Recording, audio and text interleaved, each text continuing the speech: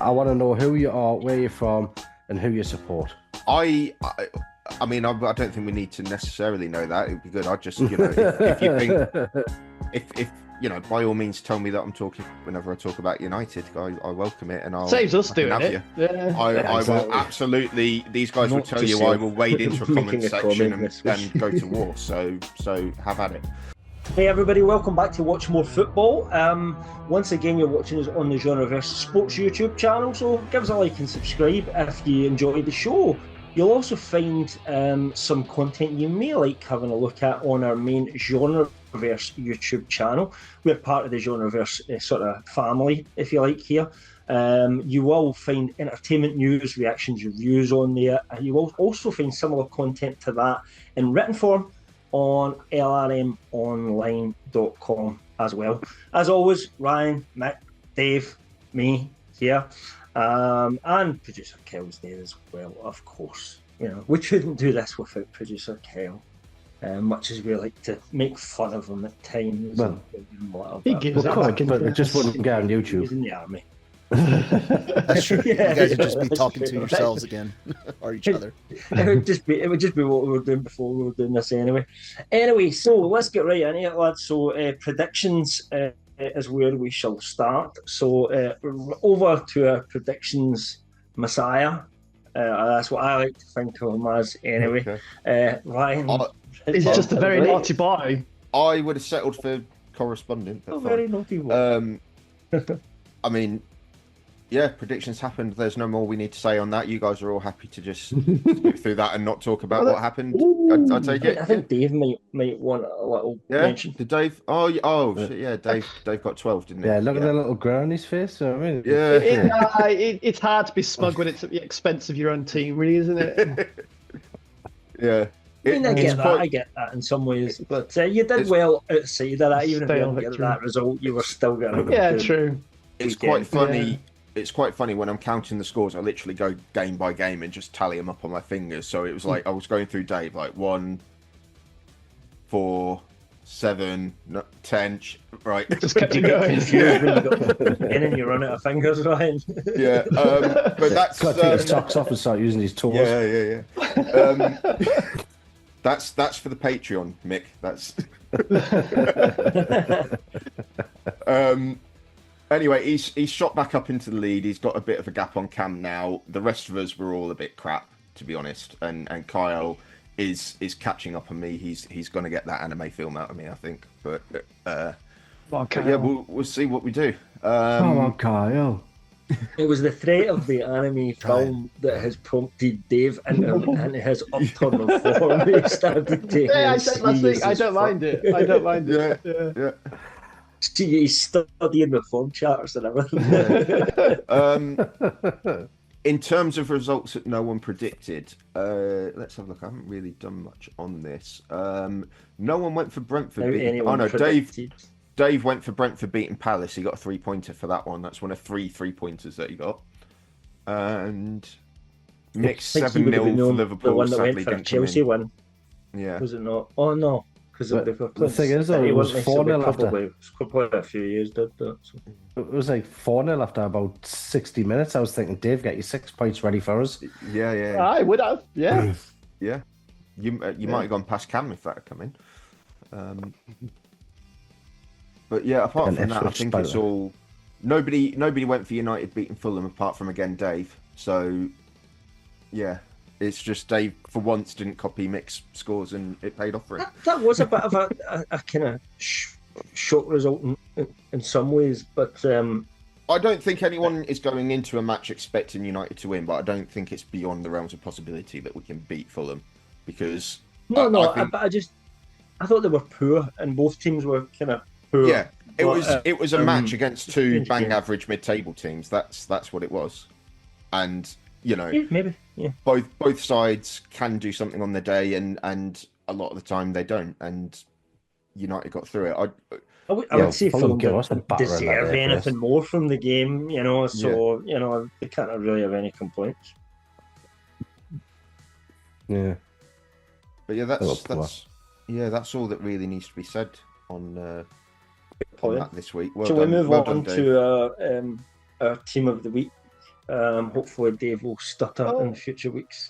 I mean, how many of us actually predicted Spurs to lose? Like, are we getting to a point now where we're thinking, right, we're always going to predict Spurs to lose? No, we all again Ipswich. Well, Leicester. So I think I didn't. I think I had Spurs. No, winning, you three all had Spurs winning, and me and Carl both went for scoring draws.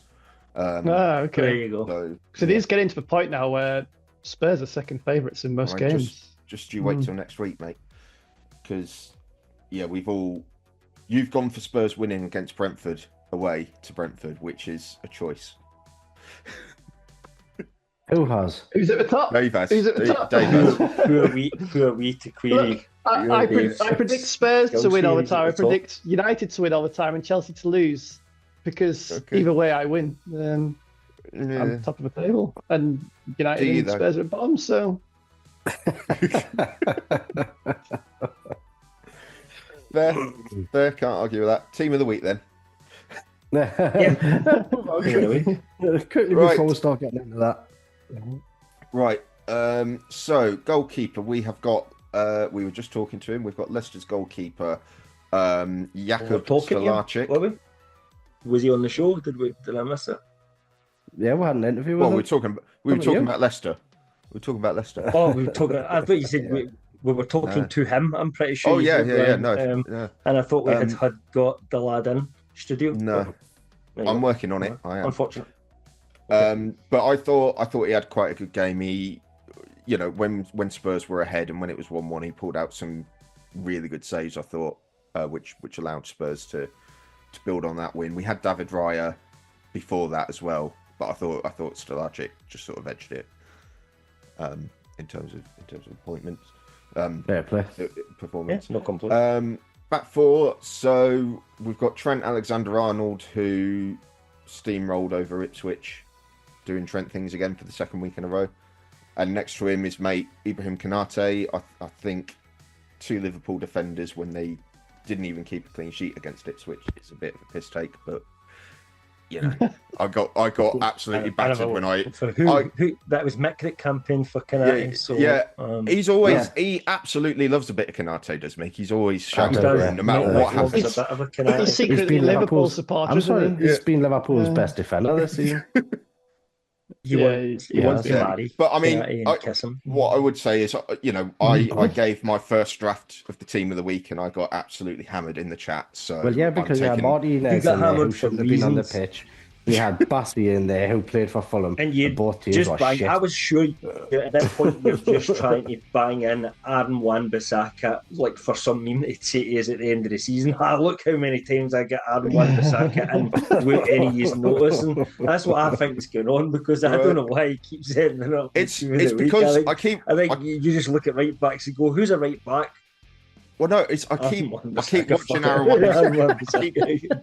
I keep watching Match of the Day, and I keep seeing Aaron Wan-Bissaka in the final third, and he's not got a nosebleed, and it's just quite a big deal after having watched him for 5 years at United. You just think he must be playing out his skin. Yeah, exactly. Anyway, next to him was Jared Branthwaite, who kept a clean sheet against Brighton. Fair play to him. It was a good sort of smash and grab from Everton in that game, I think. And then Josko Gvardiol, who is probably the top scoring left back in world football at the minute. He popped up with another goal against Chelsea. He's practically a left winger at times, but he's been in our team of the week many times this season. He is. I mean, he's going to take some catching in that left back spot. I know Lewis Hall's had a few caps, but he's still going to take. Yeah, not as many though. And those came later. At the start of the season, it was just Gvardiol quite a lot of the time. So,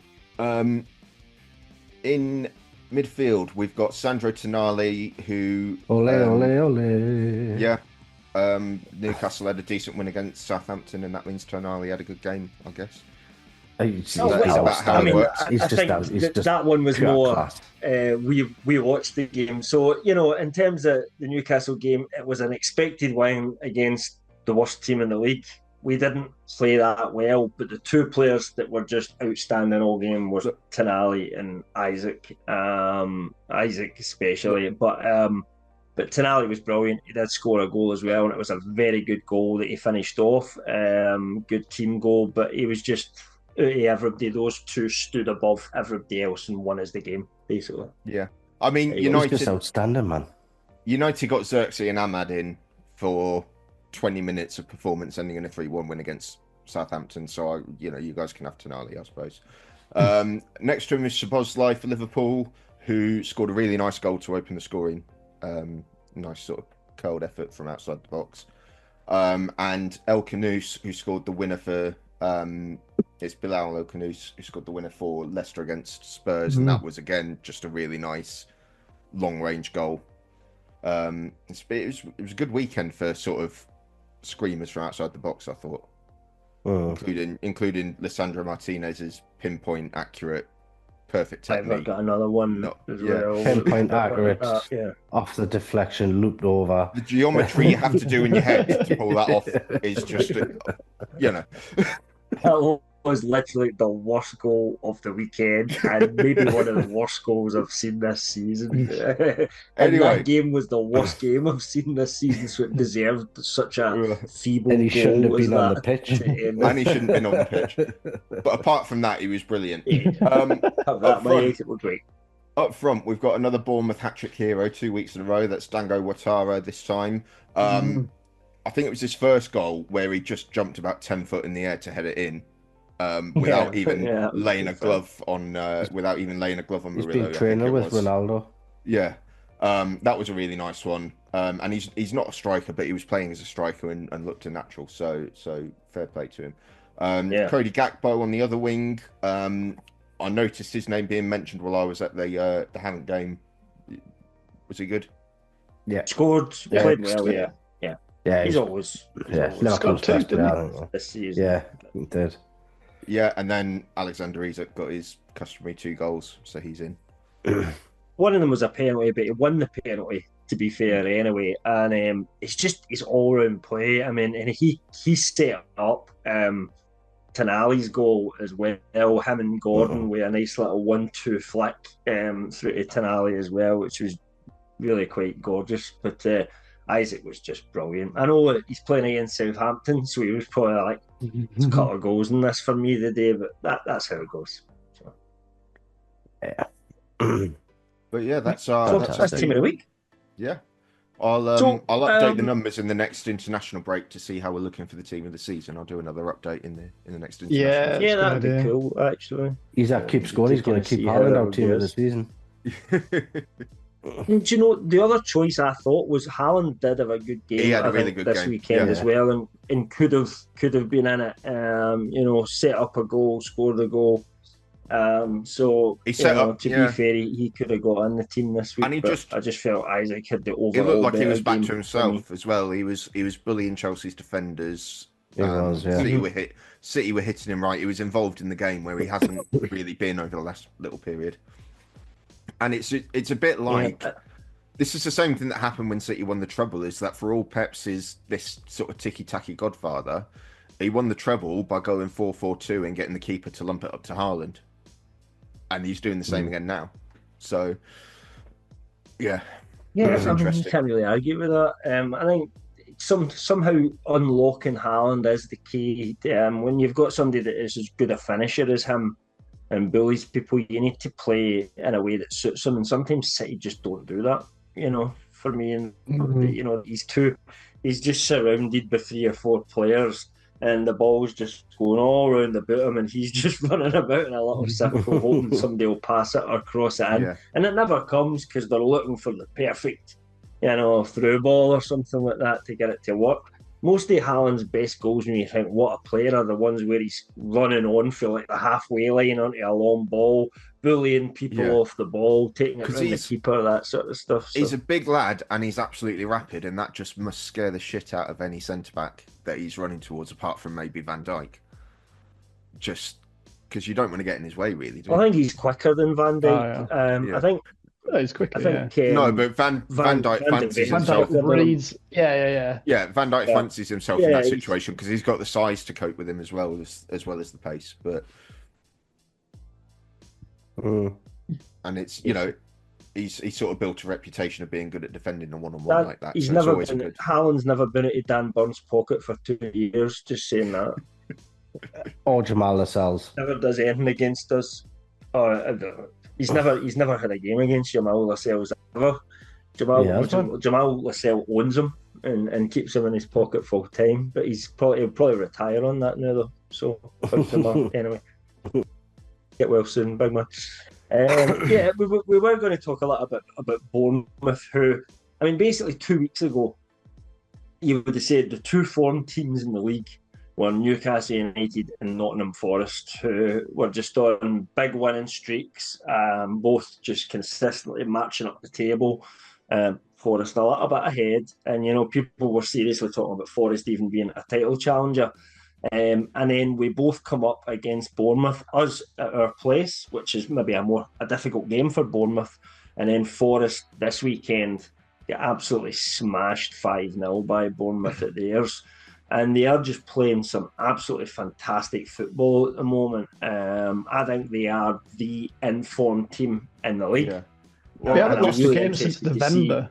Yeah, I was just looking back. The last game they lost was 2-1 at home to Brighton on the 23rd of November.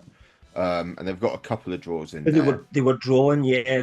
Wasn't. I wouldn't say they were quite on fire like they are now.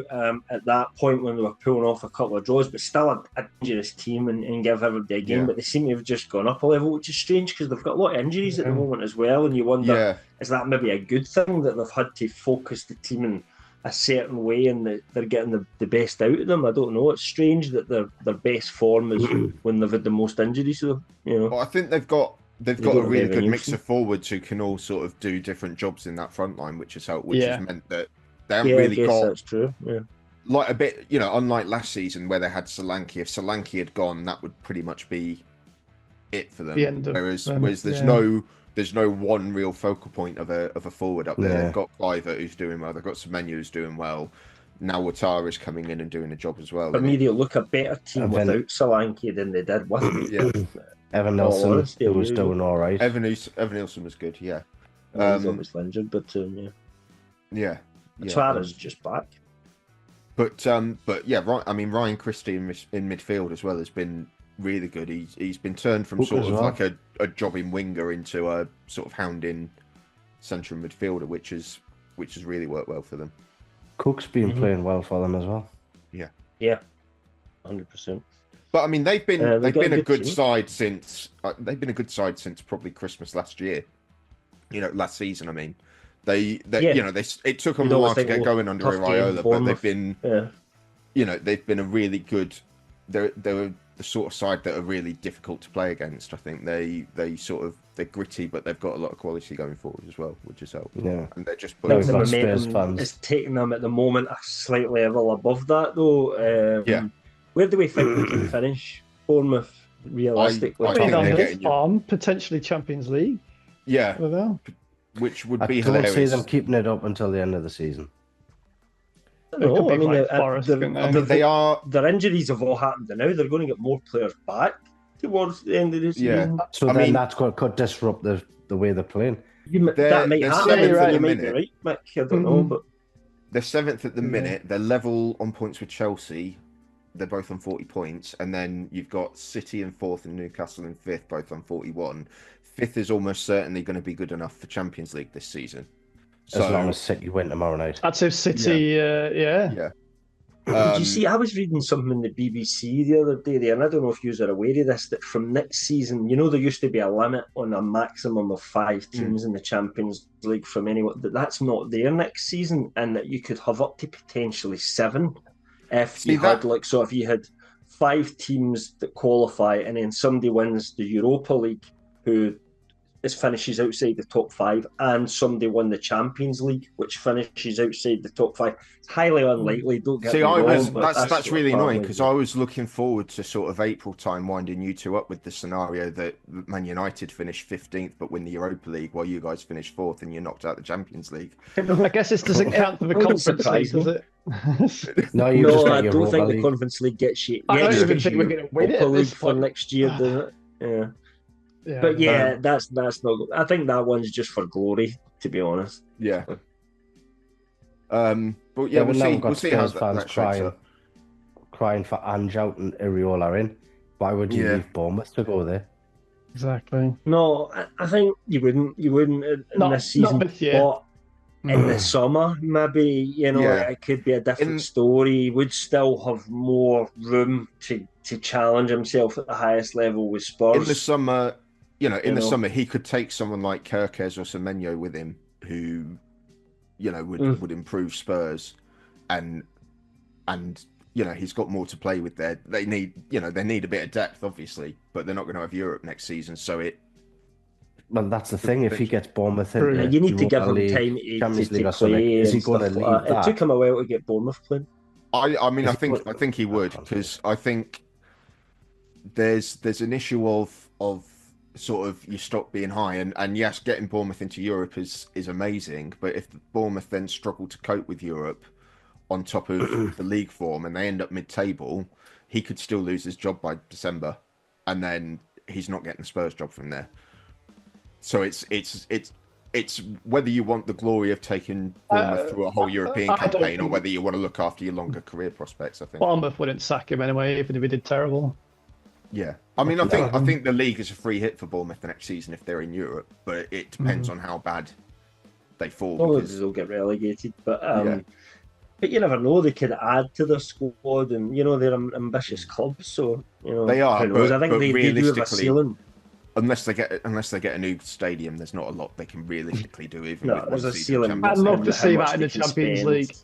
Yeah, and you won't always get these great youngsters. Sometimes you're going to get people that don't work out. That's just there's a lot of averages. It's what happens. It's what's happened with Brighton. They haven't been able to push on because they just the next lot of youngsters haven't quite been at the level as the first one, or they've just not quite got there yet. Potentially, which sometimes happens. Yeah, given time. Yeah, growing team. Well, look at Ferguson. He was the next best thing not long ago, and now they're going to loan him out to a Championship or a League One club. Yeah, but he has injuries with him, doesn't it? It's injuries with him. Still, he needs to play games and not getting games for them, and because they don't. I don't think they want to rid him. They just want him to play consistently. I don't know as much as possible. The issues that Ferguson's got, I don't know that they're going to be solved by sitting on Newcastle's bench instead of Brighton's bench. To be honest, no. Still, I would take him on loan to be back up to Isaac. Yeah, he doesn't. Brighton aren't putting him in loan because they just don't want him anymore. Brighton are putting him in loan to build him up, to raise his value level so he comes back to them stronger next season and can challenge for a place. You don't, so there's no interest to them to loan him to us, Mick. It just makes no sense. I'm not saying there is, I'm just saying I would take him on loan. But I think it's a big game, Bournemouth versus Liverpool this weekend. Yeah. I know we'll get to that at the end, but we'll talk about that game just now. But if Bournemouth somehow manage to win that, do you know what I mean? I really are flying. I think it's a really good test. I've gone 2-1 Bournemouth. I think it's a really good test of Arne Slot, because Arne Slot's all been about sort of control and don't let the stupid stuff happen and all that, and Bournemouth have proven that about they can, making that stupid stuff happen. They make the stupid stuff happen, and the only game that Liverpool have lost all season was against Forest, who made stupid stuff happen. So I mean I think it would be an incredible effort if Bournemouth do manage to win, but I've gone for it just because I think it's potentially on the cards. I think it's possible. I think I went for a draw. Actually, I wouldn't be surprised with that, because I think Liverpool, just unlike ourselves, unlike Forest, will be smart enough to not play into Bournemouth's hands at times, and still be a threat. The thing is, you can still score goals against Bournemouth, as we proved. So the longer Bournemouth's run goes on, the more likely it's about to come to an end, isn't it? Someone's got to end that run at some point. So I mean, that's a really sort of shit way of looking at a fairy tale story. Nah. I mean, it's got to come to an end. We're all looking at you very funny right now. When we were winning every week, you thought, well, it's going to come to an end at some point, and it did against them, and then, same with Forest, they beat them, now they're the big hitters, and now if Liverpool beat them, fair play, that'll be why they probably go on to win the Championship. But That's why I kept hoping we managed to beat Fulham at the weekend, and Yeah, you really stuck it to Fulham's chances of finishing in the top 9. Half. We're only 4 points behind them now, so it's on. I mean, see, where we've finished talking about Bournemouth anyway, is there anything you want to say about your beloved Salford Reds at the moment? Only that it looks like we're finally bringing in a left back who, in typical United style, hasn't actually been playing left back all season. He's been playing on the right wing, but we're going to shove him in at left back anyway. There's Patrick Dorgu from Lecce, who were in a relegation fight in Serie A, and we're spending £25 million on him. But yeah, there's a guy playing really well in an exact left wing back position just now that you have a buyback clause on, which we have been looking at it. The word is he wants to stay at Benfica for the rest of the season. I think we might still have another look at him in the summer, because we do need 2 left backs. You would need, having 2 competing would probably be something that you need. And we can't bank on Shaw or Malacia being fit. But what I probably wanted to talk about was you could basically bank on retiring. Yeah. What I wanted to talk about was Ruben Amorim, basically, and the quote that he's been coming out with a lot of quotes recently, a lot of sort of nice clickbaity quotes. But he said at the weekend, when he was asked about Marcus Rashford, that he would rather put his 63-year-old goalkeeping coach on the bench rather than someone who's not giving 100% in training. And obviously the implication was that that's Rashford.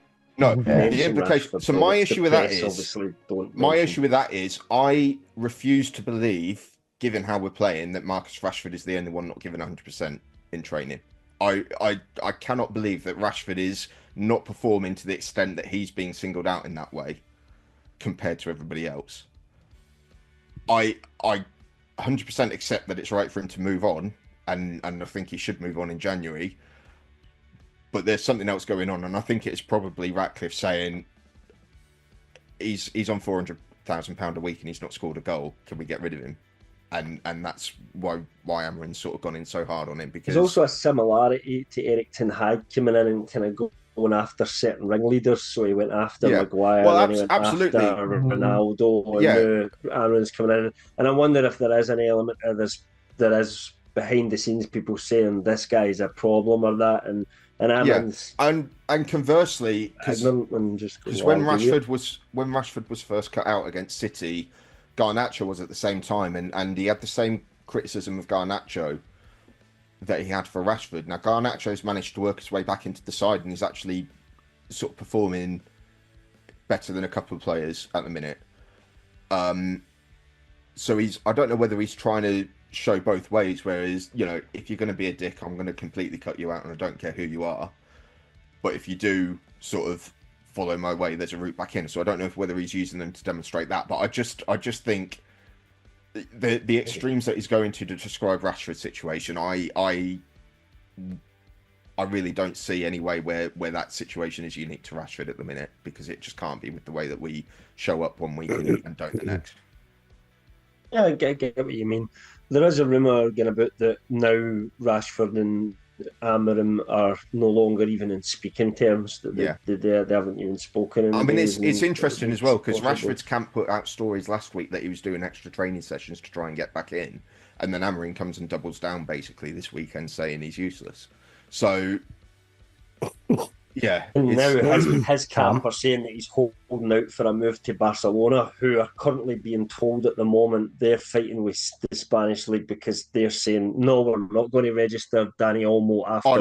That was sorted weeks ago. No, but it's getting raised again. There's a new thing come out. Oh, okay. Saying actually we're going against this and saying it shouldn't have been registered. Yet they're still talking about potentially trying to find money for Rashford that boggles belief. They could sell us Rafinha.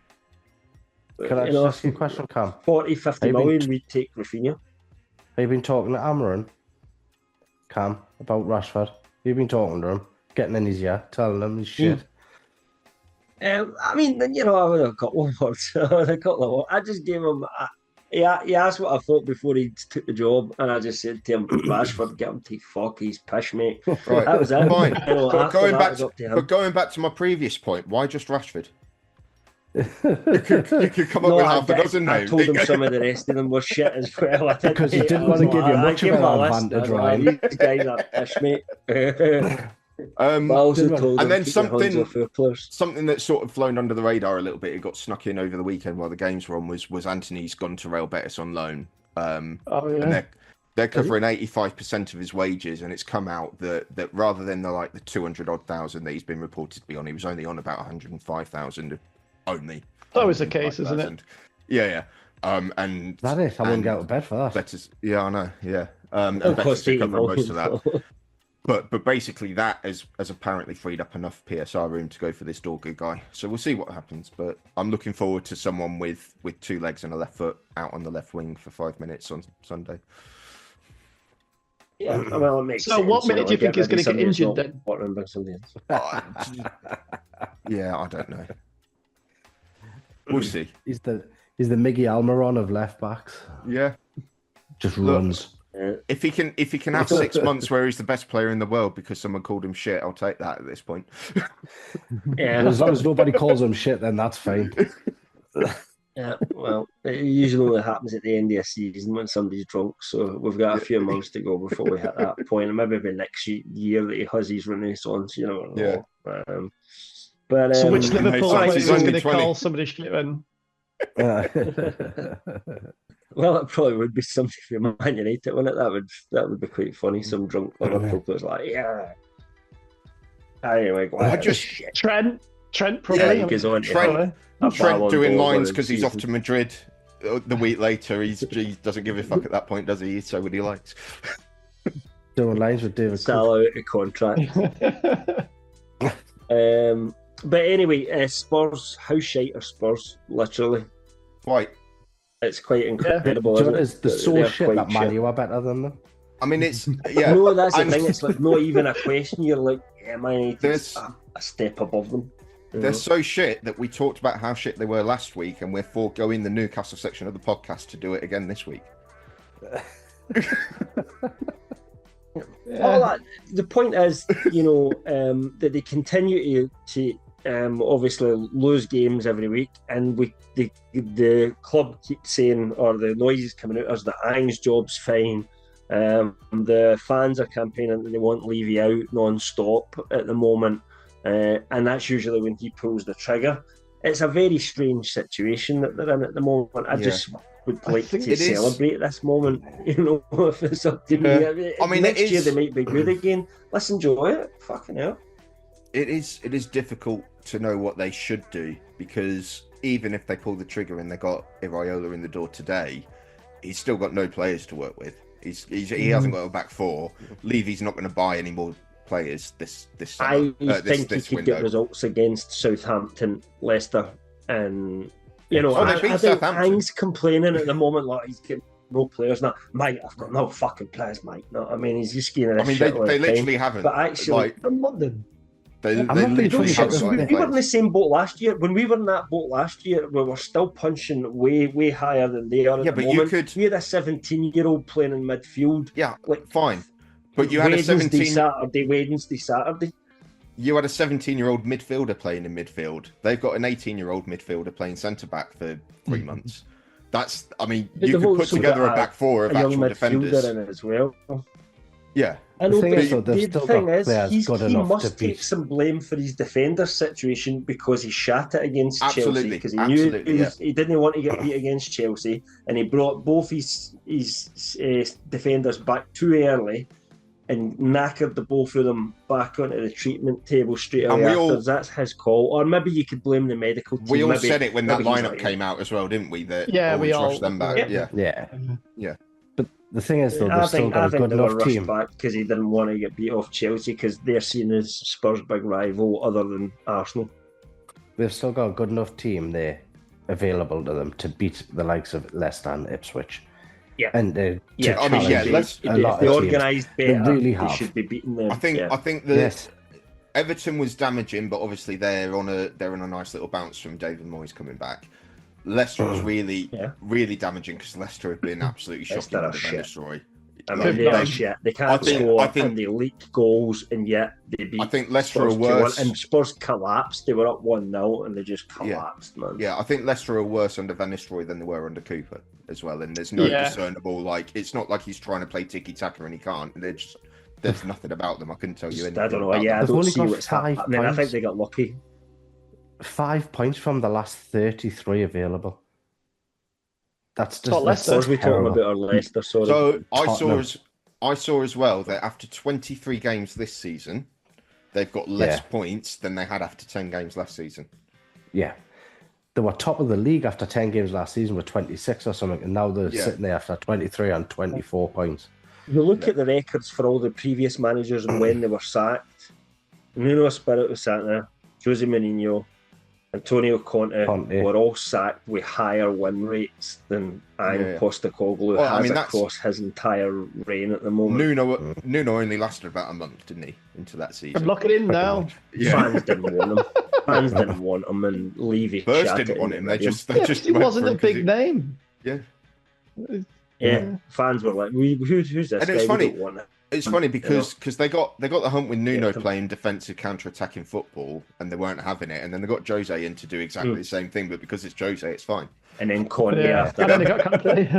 because Conte wins things, but he didn't, And what does Conte say? He tells them that the club has got issues. It's the owners basically, so they get rid of him.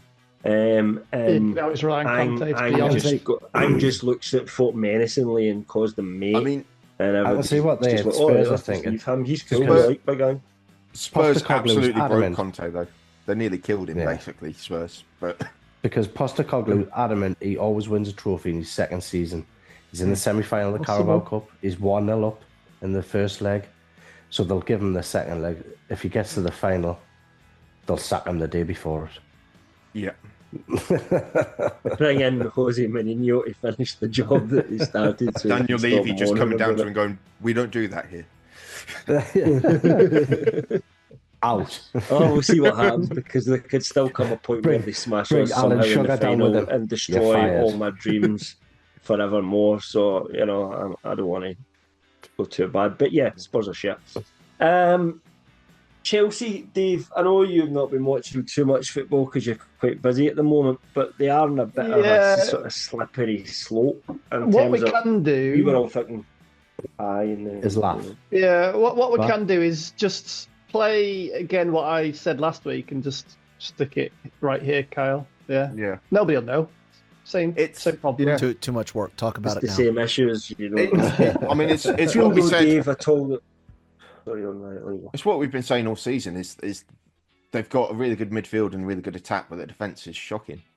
And the keeper doesn't help it. The keeper in particular, Sanchez. This is what was he thinking for Haaland's goal, though, man? That was mad. Yeah, I don't know. But you just don't think that. I just don't. There's something in my head with Chelsea is that what they need, they won't go and get. They'll go for what's on the market at that moment in time. Yeah. So we know attackers go for a lot of money. I just don't. But I mean, the thing is, 2 years ago they bought up all of the young, highly rated centre backs, and now there's none left. But they've all ended up shit at Chelsea. So it's I mean, who was that? Fafana, Badiashile, Sassi. Well, I mean, Disassi weren't exactly high level. They were potential prospects. He was always back up. Fafana was a win. Nobody wanted Disassi. Badiashile was great in his first year, but that injury just ruined him. So I mean, the big thing is Fafana's is spent. He's our best defender, and he's always injured. Yeah. And we've lost so many games. When he got injured, we've just been terrible. So now he's just terrible. When fuck it, we'll bring Chalobah back from loan. Chalobah looked great last week, but that was he was having a good season. Tell you what, he was an excellent ventriloquist. Did you see that? Yeah, Mixon stopped moving and all that. No, it's moving like really slowly because his face went to a smell. My question is, Bournemouth have got Kepa. Have they got him on loan, or did they buy him? He's on loan, yeah. Ooh, what do you think? Because he's having a good season. He is, but we're not going to take. I think we want to keep him there because we'll sell him in the summer. He'll have 1 year left on his contract. Why not keep him in the summer? Because he's better than Sanchez. Because, well, I'm better than Sanchez, but we're not going to hire me. But Kepa's tried. We've tried him so many times, and he's always kind of faltered. I just don't think we're a club for him, sadly. But I don't think he's got the mentality for big games. That's when you see him in a really big moment. That's when he has a dizzy moment. It's apart from the League Cup final where he refused to come off and then won the shootout. Yeah, that shows a certain amount of. Did you? I thought he said. Yeah, we did. He's won us a couple of shootouts, but he's lost a couple as well. Okay. But that one where he refused to come off, though, you lost. Yeah. Yeah. I'm remembering that wrong. That was funny, though. It was. I mean, that was an all-time moment. I tell you what, Dave, I promise that we won't talk about Chelsea next week. Whether you get beat, whether you win. If you win 10-0, we won't talk about them other than saying that was a good game. Wasn't it? What I would say as well is that although Chelsea have got a bit of a blip going on, they're doing better than I think we all thought they would this season. Yeah, my worry is Maresca's making some weird decisions. Yeah, Maresca's making some weird decisions. He's slower with his decision making than he was earlier in the season. I don't know if he's just second guessing himself or he's got his favourites playing now, and I don't know. And now we're loaning out players with quite a thin squad, so. Fact that the window's open could be destabilising the team a little bit because, it's when the window's shut, that's when you seem to just go on and improve, earlier on in the season, and then when the window's opened again, you seem. And I wonder whether players are like, "Am I even going to be here tomorrow?" Yeah, but I don't think there's been. No, I don't think so. There's been no real noise about Chelsea this window. They've had Chalobah coming back, but apart from maybe looking at a Garnacho move and Nkunku going the other way, there's not really been any chatter. Felix, Disasi going. Yeah, Felix is a win. I just don't think it's. I don't think it. I don't think it'll affect us. We're not having a window with Chelsea being linked to 5 players a day and sign half of them. It's. I don't think it's been that sort of window, so I don't. Maybe. I agree with you, Ryan. Just wondered. But I mean, we've got West Ham next, so. Just like with Wolves, if we win, I'm not going to be optimistic about future games. Potter back at the bridge. Yeah. So maybe you're right. Just don't talk about Chelsea next week unless we win 6-7-0. No, we definitely won't be talking about them then. All right. I'll get smashed 6 or 7-0. We'll pretend they didn't play at all.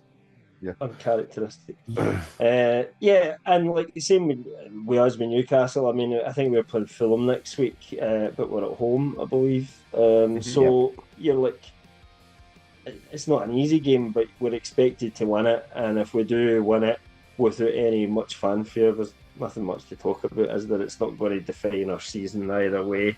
If we lose it, and it becomes suddenly a much bigger story, and we're in disaster. Especially again, so if we lose, Chelsea win and Bournemouth win, it knocks us right down into 7th. Yeah. I mean, that's but that doesn't mean much. It's still a point or two, isn't it? Yeah. Still.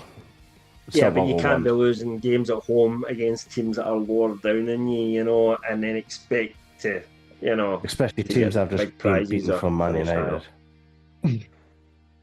Fulham have been all right lately, so that was a surprise. Yeah, it does. It does get interesting because if Fulham do win, they end up on 36 points, and Newcastle are only on 41. So it does sort of, bridges the gap. Wouldn't quite call it a 6-pointer like last week, but it definitely hurts our chances. But I still don't think we're going to get top 4 anyway after a bad start. I think, top 5. 6 is the best we'll get. Maybe top 5, but I think that's going to be really, really difficult still to pull off. So, should we look a little bit? May just be on that slippery slope now. Maybe I hope they are, start and I don't mean that bad. They've got some hard games coming up now. I would quite like Forest to do well, as long as it's one level below my team, just because we're rivals at the moment for the same spots. It's nothing more than that. I've got nothing against them, but I hope they slide a little bit so we get ahead of them. Really, just as simple as that. They've got a tricky game, haven't they? Who are they playing? Brentford. Away. Forest? No, they're home to Brighton. Away. Is it not? I was at home to Brighton. Forest are Doesn't against matter. Brighton, Sorry, yeah. it is. Right. Doesn't matter. Yeah, I fancy them in that one, especially I fancy them to have a bounce back after the poor performance, because they didn't play that well against Bournemouth to the level they have been playing. So I'm expecting. And they're the sort of team that can nullify Brighton because they do sit deep, and Brighton aren't good on transition. I don't think so. I've gone for Forest winning that one. I think I've probably went Forest to win. I think we all have. Yeah. I was going to say, I think there's a lot of similarities. I wonder if it's people going like, well, I won't lose any points there. I won't lose any points. I think Dave's went 2-1 in every game. Yeah. It's only because I saw Mix and I thought I would have predicted that. So I've had to change him because I would have thought, 3-1. Yeah. Probably sometimes you have to just go with what you think, though, don't you? I said in the chat when I showed you guys mine, I'm either going to have an amazing week or I'm going to have a terrible week because I've gone for a couple of hot takes in this one. I've got Bournemouth beating Liverpool. I've got Everton beating Liverpool midweek afterwards as well. I've got United beating Palace. So what are the biggest games this weekend? See, for me, we normally would look at it and would say Arsenal, Man City, but actually, because of where City are, unless City smash them, I think it's Bournemouth, Liverpool. Bournemouth, Liverpool, yeah. I mean, it's interesting. It's going to be an interesting thing with Arsenal and City in terms of where they are, because Arsenal have really fallen off. They're compared to last season as well. City win, and it's. But if Arsenal had something about them, there is still something in that City team for them to get a result out of them. But equally, can City build on a good performance against Chelsea? Go for it, especially at home, or whether they do the sit back and try and draw this game, because they've been accused of that in previous games against Man City, just going for the draw. Probably the best way to approach. City have shown repeatedly, if you go at them, they're soft, and you can get a lot of joy out of it, and it's not something that Arsenal have done at all this season. The other interesting one is Ipswich versus Southampton. It's not quite a relegation 6-pointer just because Southampton are absolutely cut adrift. But I think if Southampton don't get anything out of this game, that's them guaranteed to finish below Derby's points total. Though, if Ipswich you can't see them picking up points anywhere else. Or if Ipswich managed to get beat by them, or sometimes you start to think, I don't think they'll make it either. The one team that you thought might claw their way out. Yeah, I mean, it's the relegation fight is Ipswich on 16, Wolves on 16, Leicester on 17, and then you got a bit of a gap to Everton and Spurs. So I think Ipswich have got a job on their hands to stay out of it, but obviously they're not massively cut adrift. But again, they've not really gotten that many results recently either. They've been if it looked like they were going to pick things up because they'd got a couple of good results, but then the last few games have been terrible. Yeah, but then again, I think that's an interesting one. I just in terms of both teams, if they can't get a win in this game, where can they? Basically, is. You've got to take into account, the last two games for Ipswich have been really hard. Can't play Spurs every week. Liverpool. Unfortunately for those teams at the bottom, you just can't play Spurs every week. There you go. Yeah, apart from that, I mean, Everton versus Leicester again is a similarly interesting one because Everton could really just pull away from the relegation fight with a win there. Or Leicester could make it interesting if they beat Everton. I can't see anything other than Everton win there, to be honest. But no, you're probably right. I would go with that as well. But we'll see. Anything else to talk about before we wrap up this week, lads? All right, then. So we will be back next week, folk, to watch more football. So we will be back to discuss things at that point. Thanks for watching us. As always, leave us any comments. If there's anything you don't like about the show or you would like to see us add in or talk about, let us know. all 5 of you that are watching, just let us know. It'll be absolutely fine. We are your now. You're here to serve you at the end of the day. I think it went up to 45 last week. So the show has actually grown, which is remarkable. But yeah, those that did take the time to watch us and enjoy watching us each week. And please comment. Thanks for watching. Yes. I want to read some comments. I want to know who you are, where you're from, and who you support. I mean, I don't think we need to necessarily know that. It would be good. I just, if you think, if by all means, tell me that I'm talking shit whenever I talk about United. I welcome it, and I'll saves us doing it. You. Yeah, I will absolutely. These guys will tell you I will wade into a comment section and go to war. So have at it. We should save it at the beginning rather than at the end. Yeah. I think. Well, yeah, I guess nobody's watching now. Get more people, but then it just sounds like somebody's clicked onto a video and went like, "Hey, come and watch us. We're a really cool video. Come and watch us because it just feels like you're putting that at the start of a video, doesn't it?" Yeah, so, Kyle, do that. Put this bit at the beginning. Sorted. Yeah. Ignore all the LRM online stuff and just put in us calling out our viewers for a fight in the comment section. And do that. I'm trying to grow my LRM. You just shut for if I find out where they are, who they are, where they're from, Ryan, you can go and knock at the door and have a proper. Oh no, I wouldn't do that. I can't do that. I've not got my keyboard with me there. That is a joke. That's a joke. The guy's joking. Okay.